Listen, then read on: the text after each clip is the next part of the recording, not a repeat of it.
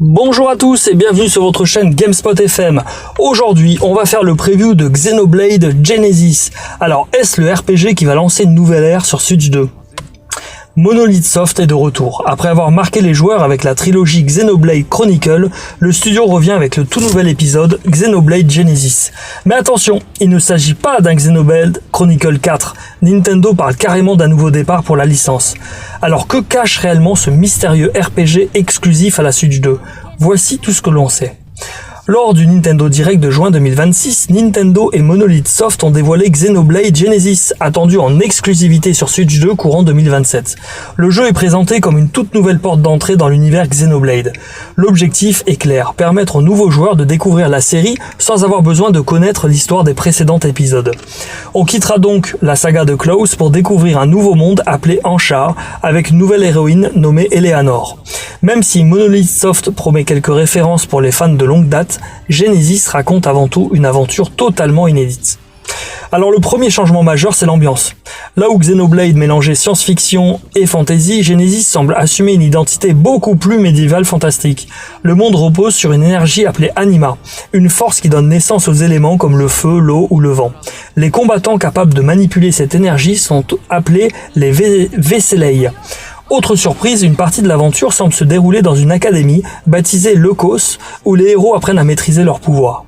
Le premier trailer montre également des créatures gigantesques, des montures inédites et des environnements immenses qui rappellent immédiatement la signature de Monolith Soft. Le gameplay reste encore très mystérieux, mais le trailer permet déjà d'observer plusieurs nouveautés. On retrouve les immenses zones ouvertes qui ont fait la réputation de la série. Les combats semblent toujours se dérouler en temps réel avec un accent mis sur les pouvoirs liés à l'anima. Le système de Quaistone intégré directement aux armes pourrait jouer un rôle central dans la progression des personnages. Monolith Soft semble vouloir conserver l'ADN de Xenoblade tout en renouvelant ses mécaniques pour attirer un nouveau public.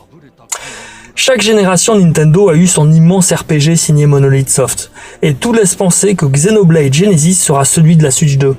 Le studio bénéficie désormais d'une machine beaucoup plus puissante, ce qui devrait permettre des mondes encore plus vastes, une meilleure fluidité et une distance d'affichage largement supérieure.